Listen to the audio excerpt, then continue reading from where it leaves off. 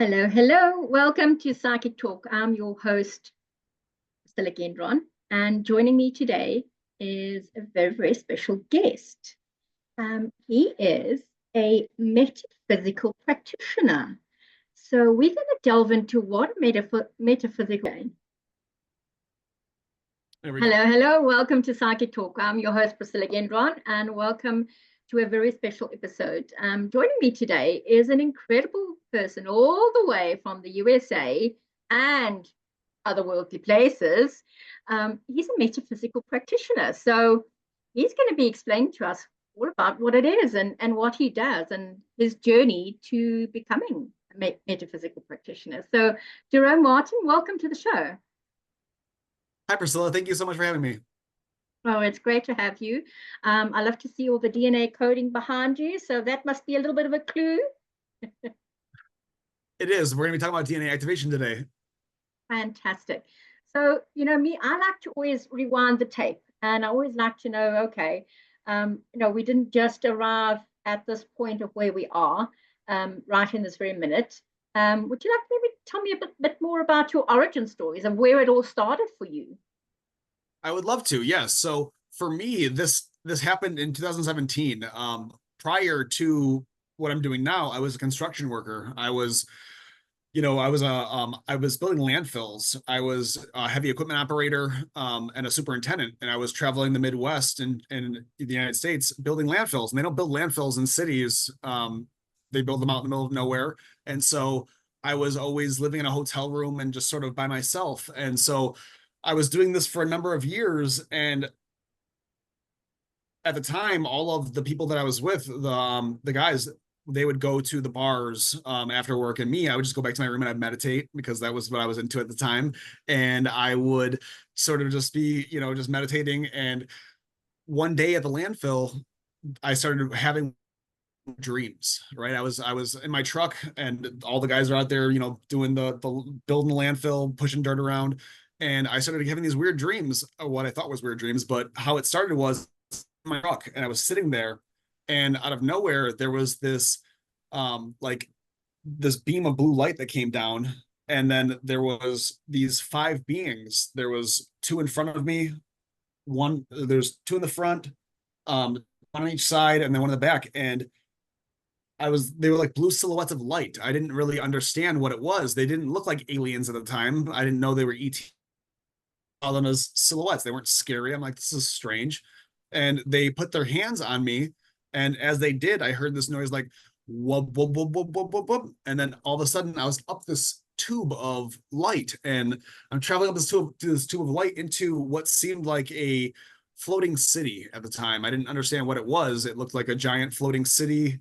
Later, I understood that it was a spacecraft, but at this time, in what I thought was this strange dream, these beings, they were taking me through what seemed like an obstacle course. I don't know if you've ever seen the TV show American Ninja Warrior Challenge, where they're like going through these obstacle courses trying to get to the end. And in this dream, they had me like I was on one side of it. It was like an arena, and on one side there was these platforms, and they had me sort of make my way across. And so what they were doing was they first showed me how to float myself up. They showed me how I could float myself up, and then they would have me move myself across these platforms. And that was like one dream. And then after that, then another they would have me materialize what seemed like a block, like a golden block, and out of nowhere this energy would appear, and I would pick the block up and then move the block across the platforms. And it was for me, it was like a fun game. I was like, what is going on here? I didn't really understand what it was that we were doing here. But I didn't realize that they were training me. They were having me move these objects and move myself across these platforms. And it went on for a number of weeks.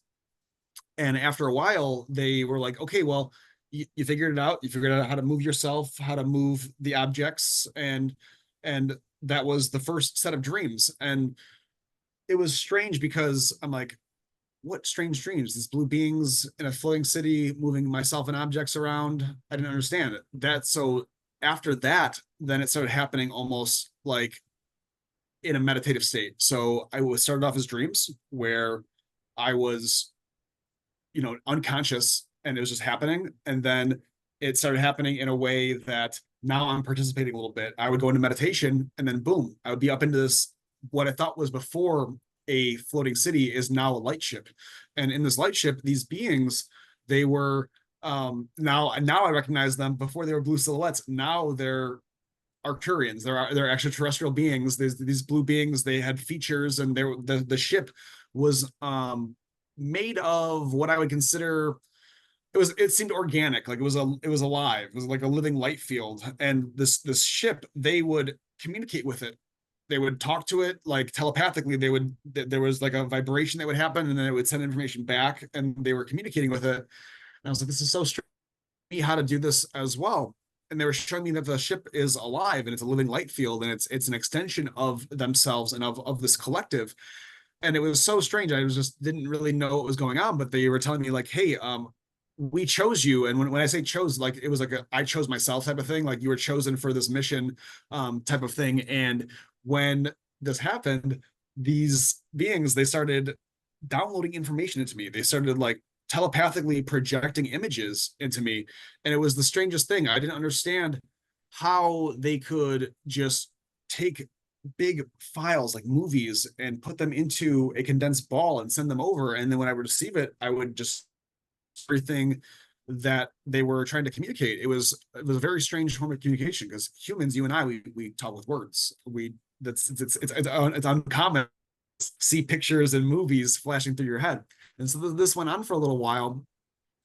And what they were showing me was that they were upgrading me, and they were teaching me how to then use and wield this technology. And for a while, I thought this was sort of a hallucination. I thought that I was going crazy. I thought that, people, when I would tell them about it, they're like, my mom told me that if you keep telling people you're talking to aliens, in a mental institution, like this isn't something that people do, and Exactly. and so it was home kind of thing. Yeah, it was a very strange event. But then so it went from unconscious in dream state to then in a meditative state. But all while this is happening where nobody else could perceive anything but me, right? So this sounded like a fantasy, until a certain point where I reached in my development where the Arcturians were like, all right, so remember we were teaching you how to, you could float yourself up, and now you could move the objects. Well, now you can connect with other people. Like think of the person as an object. Now you can connect to them, and you can bring them up into the ship.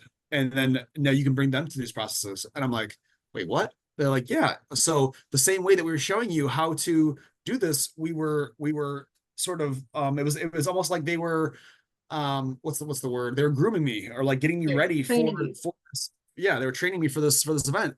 And so I didn't understand it at first, but then they're like, yeah, now you can quantumly entangle the people, you connect to them through your heart space, and you can bring them up into the ship, and you can show them the same way that we showed you. And I'm like, what? I don't know, this is crazy. And so I ended up doing this on the Discovery Channel on the show UFO Witness. FBI Homeland Security had me hooked up to EEG brainwave monitoring technology, where they wanted to see what my brainwaves are doing while I'm communicating with these extraterrestrials. And so, like, because the guy was like, I don't really believe that you're talking to aliens. Can you, like, and this guy, he's an interrogator. Like, this is who they talk to make sure that you're not lying, this, that, and the other. And so he's like, I'm gonna hook you up. We're gonna set a baseline. I'm going to ask you a bunch of questions, and I'm gonna see what your brain does while you're hooked up. So I'm gonna know, like, if I'm gonna ask you questions, and based on those questions, this is what your brain waves do while you're thinking of answers to questions. Okay. So we did that, and then he hooked me up to, I'm sorry, we're hooked up, and he's like, okay, now I'm gonna have you go up into this light ship, and we're going to have you talk to your ETs. So we're going to see what happens when the ETs are there. Like, okay. So I did it. And while I'm up there on the ship, when you go up in the ship, there's like, it's like looking glass technology. A big screen appears in front of you. And on the screen, they just show you images. And so they would, the interviewer was asking me questions. And then the questions that they were asking, they just show me up on the screen what the answer is. And so they're asking questions like, these triangular craft we're seeing above Las Vegas, are these the Arcturians? And when they're asking that, I'm seeing images of a naval carrier ship with fighter pilots taking off of it. I'm like, no, that's not extraterrestrials, that's military. That's not, and, you know, they're asking all these different questions, and I'm just telling them what I'm seeing. And the whole time he's looking at the brain waves. And when I'm done, he's like, you know, I can't explain this, but when I was asking you questions, when I was asking you the regular questions, when you're just thinking, your brain waves are in alpha and beta range. But when you're connected to these beings in this ship, looking at the screen, the brain waves are they're in the theta brainwave state. And so he's like, I can't explain how this is happening, but something's happening here, and this is documented evidence. And so that's sort of how I first started getting, you know, that there's something's going on here. This is a real thing. And basically from there, I started being able to bring people up. I bring people up into light ships. And so when this happens, I bring up in the light ship, the ETs, when you telepathically, when you communicate with them, they are downloading information into you. And the information is sometimes abilities, sometimes it's different technologies. They show you how to use the light ship sometimes. And it's really up to your soul's origin and what your purpose is. The gifts and abilities that they give you are part of your they're like a toolbox or a toolkit. Like whatever your purpose is, these are the tools to help you achieve that purpose. And so this is sort of how I was introduced to this. And I didn't at the time, I didn't understand they're teaching me all this metaphysical science and developing all of these psychic abilities and gifts within me. So that's sort of how my metaphysical journey started. And then, you know, down the line, I introduced to more people, and that's where this DNA activation stuff starts happening, where we start using these psychic gifts to start aligning ourselves to these stargates. And these stargates, when we align to them, this is where some really magical things begin to happen. Sounds amazing.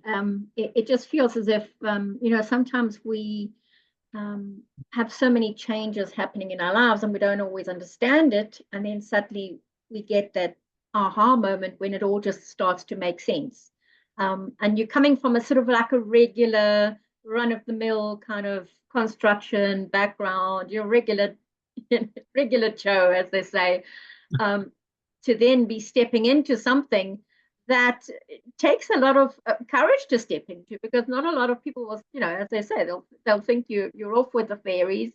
I know myself personally, you know, being a psychic medium and doing all the work that I do, I've been called a variety of different things because of my abilities. Just talking to somebody the other day, and I mentioned, and I said to them, yes, you know, your mum is not well at the moment. She's very tired, and she's got like an issue. He goes, oh my goodness, how did you know that? And I'm like, well, the guys upstairs told me. You know, and it fascinates me because I always just get such a kick out of it. I've been doing it for 35 years plus. My connection to the divine and my connection to spirit and to, you know, the guys upstairs. So for me, it's a natural part of my breathing. So for you, when did that change for you? Because for mine, it was from when I was really little that I had this gift. So for me, it was like part of breathing. But it wasn't for you that you had to sort of step into it a bit more? So that is when I stepped into it more, because so prior to that, growing up, I was always a martial artist, right? So I'm a black belt. I'm a black belt in Hapkido, and I teach martial arts. And so with that, we use energy, right? We use the chi energy, and so I learned how to transfer that energy, and so that led me into things like Reiki, and then from Reiki, it turned into started working with archangels started coming to me and things like that. So I had a connection to spirit. I had a connection to spirit, and then, but that's where it was at. And from that was happening while I was doing my construction stuff. But I sort of was, you know, I was told you got to get a real job, and you have to, you know, be a man and all that sort of stuff. And so sort of I put it away and sort of just, you know, in the background, I still had my spiritual practices that I was doing while I was in this construction field. But just one day, it sort of like all shifted. It went from, you know, energy healing and like the Reiki, and, you know, somewhat. It wasn't the same, because the angels, they would show up and I would know that I knew that they were there, but I didn't ever receive any type of transmission or information. There wasn't like I couldn't talk to them. I just felt a presence, right? So that was like my basic understanding of energy at the time. And then out of nowhere, these things are happening where it was like full on communication, transmissions, downloads, all these things happening. And that's when everything changed for me. I know it just feels like at the moment the world is changing a lot. So as opposed to 2017 to now, how have you felt within yourself and in your work that you're currently doing? How has that shifted your process work in this world today? So for me, I mean, the collective is waking up on a mass level. Yeah. And so when this was happening to me in 2017, those people were like, you sound crazy, this, that, and the other. Well, guess what? Several years later, when the government comes out and says ETs are real, we're not alone, all this different stuff, they have all this evidence. It's like, oh well, maybe he's not so crazy. And it's like, oh, they are here. And if someone can talk to them, well, now I'm at the front of the line. It's like, oh, if we want to talk to them, who's the guy that can do that? Well, here I am. Exactly. And so that sort of changed things for me, as far as, it went from like this crazy thing to like, wow, this is real. And, now show me. Lots of people have been saying, well, can you show me? And that's how I am. I'm more of a let me show you type of person than let me tell you. Words can only do so much justice when exactly. You connect these things and there's telepathic transmissions coming through where you're seeing, feeling, experiencing through your clear senses. It's a whole nother we can't put it in words, to be honest.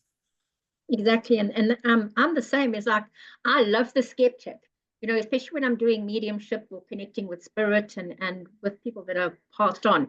I love the skeptic because with me, it's like, okay, I can give you something that I cannot possibly ever know about you or your past, your loved one that's deceased or the past. And so for me, it's when I connect with spirit and I connect with the divine and I give those transmitted messages because it's not me doing it. I'm just the conduit. And right. For me, it's always just such a pleasure to watch their transformation happen in front of me. But they go from this, oh, I don't believe all this, to going, oh my God. Just like I had an experience like that. I had a guy tell me one time, like, I don't believe in aliens. I don't believe in that. I'm like, what you believe in doesn't change reality. Just because you don't believe doesn't mean that it doesn't exist. And so exactly. I was like, if you're open to the experience, you want to try it. And he was like, yeah, he was trying to prove me wrong. And so, he thought that this isn't going to happen, X, Y, Z. And so, at the time I was living with an ex-girlfriend and it was her friend. The friend was an Akashic reader and this guy was the boyfriend, and the girls are out doing something. And I was like, all right, well, I'm going to take you through this experience. I'm like, lay down and I'm going to bring you through and bring you up on the light ship. And at first, we do the shadow work that allows you to go up into the light ship. And when we go up, he didn't expect what was going to happen. And when your consciousness goes from one place to another, I call it being beamed up. When you get beamed up into the ship, I actually changed how I do my sessions now because of when we first do it, you beam up and the beings were there. And for him, it was so startling. He was like, and it was interesting because this guy, he's mind you, I'm sitting on the couch, he's laying on the floor, I'm bringing him into an altered state of consciousness. And when we go up into the light ship, he's talking regularly. And then all of a sudden he's like, because he sees these beings coming towards him. And then the beings, they saw that he was sort of nervous or afraid. And they energetically, they put a bubble around him and they lifted him up. And when they did that up in the ship, they lifted him up in his physical body. Mind you, he's talking and he's telling me what he's experiencing. And then when they put the bubble around him, he knocks out. So they put him in a bubble and then he's talking and then he's on the floor snoring. He's just snoring and they put him in a bubble and they take him into the med bed. And they're doing all this work on him. And the girls come back and they're like, I thought you were bringing him to a spaceship. Why is he sleeping? I'm like, oh, he sort of got freaked out. The ETs, they knocked him out and took him. She's like, what do you mean they knocked him out and took him? I'm like, no, it's not a bad thing. They're working on him right now. And then when they brought him back in, and when they brought him back in, he like jumped up and he's like, oh my God. And he's like, you wouldn't believe what just happened. And he's like describing his whole experience, the way that we were just having it. And he was like, I was up on this ship and they had me in this bed and they were putting these energies through me and all this different stuff. And she was like, what? And he was like, yeah, like I know I looked like I was sleeping, but my consciousness was somewhere else and all this stuff was happening. And he was like, I didn't believe that was a reality, but turns out it is. And that was it's just funny when some people don't, they challenge it or they don't believe it. They'd be surprised at what is possible. Yes, because seeing is believing. Sometimes we do have the doubting Thomases that need to, see the evidence in order to appreciate the journey. Because, sometimes we have to go on a journey, and until we see it for ourselves, we can't understand. We can all talk about our own life experiences, but it doesn't mean anything to anybody else, only to us, because of our experience that we had with it. So it's everybody's individual journey that they have to take into this new reality that we're in. Exactly. And so these beings that are up on the ship, they're from all of these different locations in the universe. And so they call them stargates. And these stargates are connected to us microcosmically and macrocosmically. I know everyone knows about the chakras, but you actually have these stargate locations on your body. There's 12 of them that overlap you on your body. And the chakras are like energy pathways that transmit the information through your body to these stargates. And so you can think of these so I'm going to back up a little bit. Your body is like a quantum supercomputer. We are quantum technology at its finest. And all of technology is basically made to mirror what we already. And so your DNA is a transmitter and a receiver of consciousness. They're like little antennas. And these stargates are like the radio stations. When you attune your DNA stargate, you start receiving transmissions. And so these DNA activations, what happens is you start receiving different, I don't want to say memories, but they're like informations. I'll give you an example. So in your current incarnation, you remember everything that you've experienced, all those images, everything that you've ever seen. Your eyes are biological cameras and your DNA is the film. Every time that your heart beats, whatever you're looking at is being time-stamped. Boom, boom, boom. Those images are being saved onto your cells. And so that makes up your personal Akashic records. It also makes up things like karma. Everything you experience, that's what now paves your pathway. All those, everything you've experienced, those emotional charges that it's not about what you saw in the experience, it's about how you felt. The image and the emotion connected to it, that's what makes up that memory field. And that's your genetic cellular memory. That's like the local drive of the computer. But there's something else. It's like the cloud. Right? There's like a cloud storage system, and the cloud, that's where every time that your soul incarnates into a new body, it's like the memories get wiped, and then you get a fresh start. It's like a fresh computer.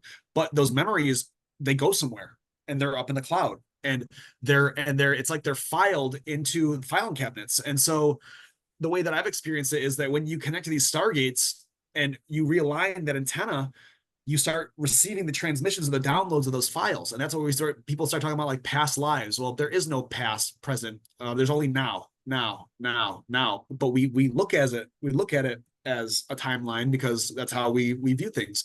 But they're actually happening simultaneously.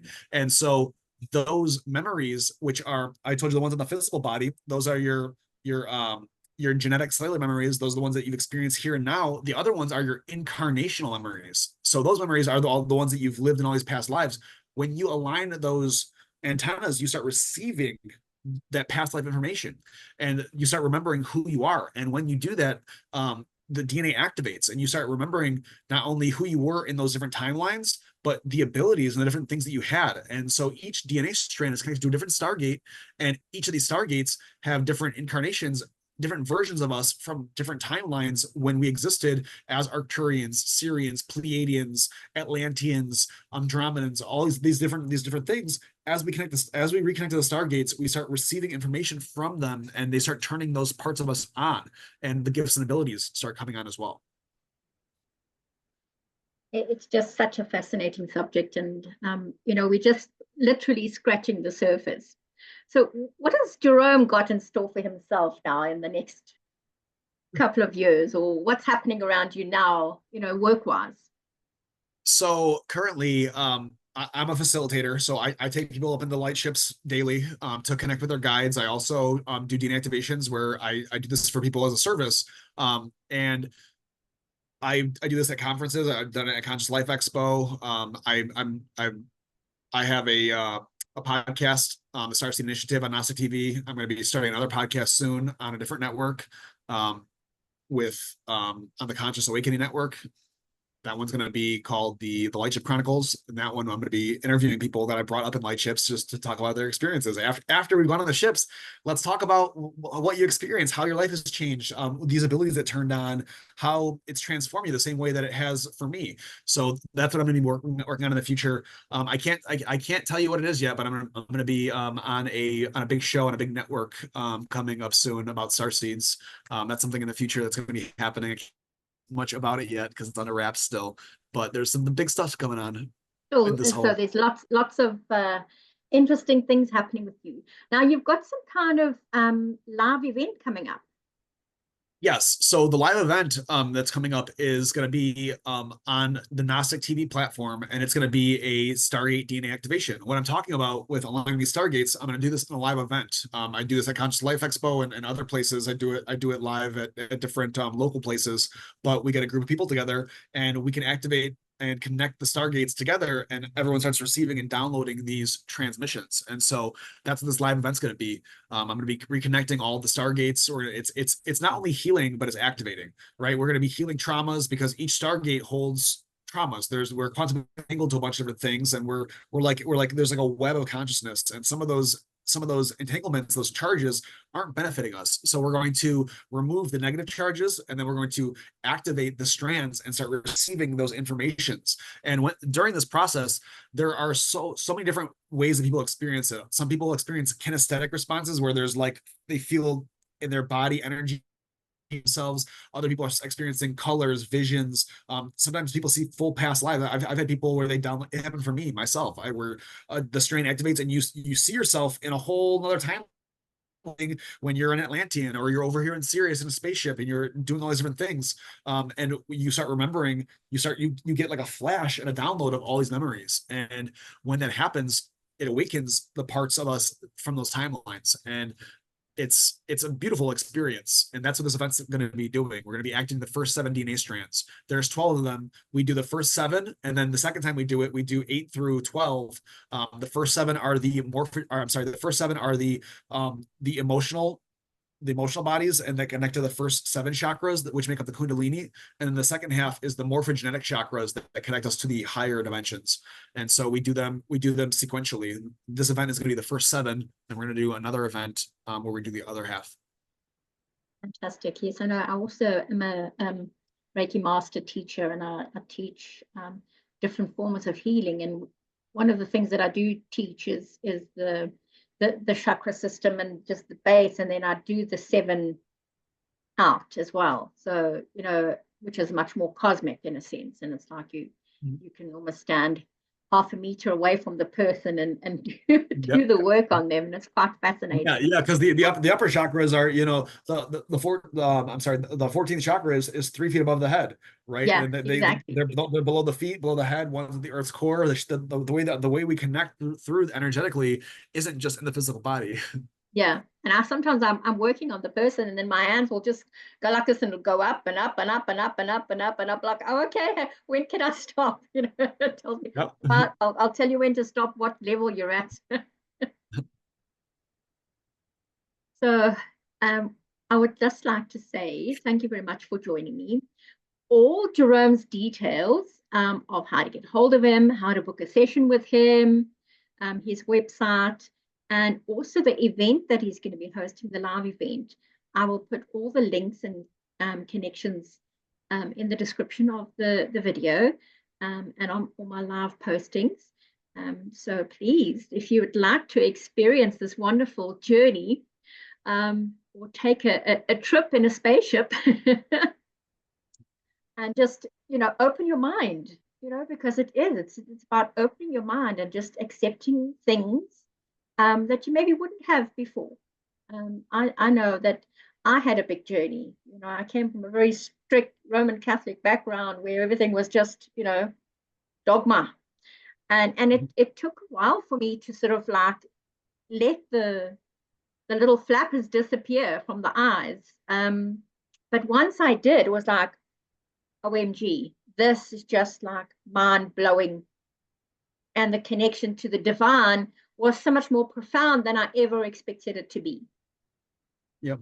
So I'm forever grateful to the beings up there for their taking me on this journey.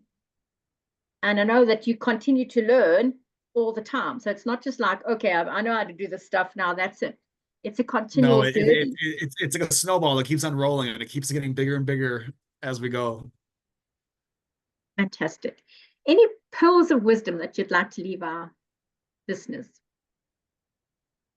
Just to be open to the experiences and to, obviously always question everything and use discretion and use your intuition, but to be open to these experiences, because these beings that want to connect with you through these, not only the stargates, but up in the light ships, if you are not open to them, they will not connect to you, because they work through the law of one, and they respect your free will. And there's lots of things out there that try to scare us away from extraterrestrials and that close us off. And so being open to the right things and being open to these experiences is how the doors open. If you are closed off to it, it won't happen for you. And that's the biggest thing for me, is just as a seeker, just to make sure that you have your heart open and to be aware that these things are here.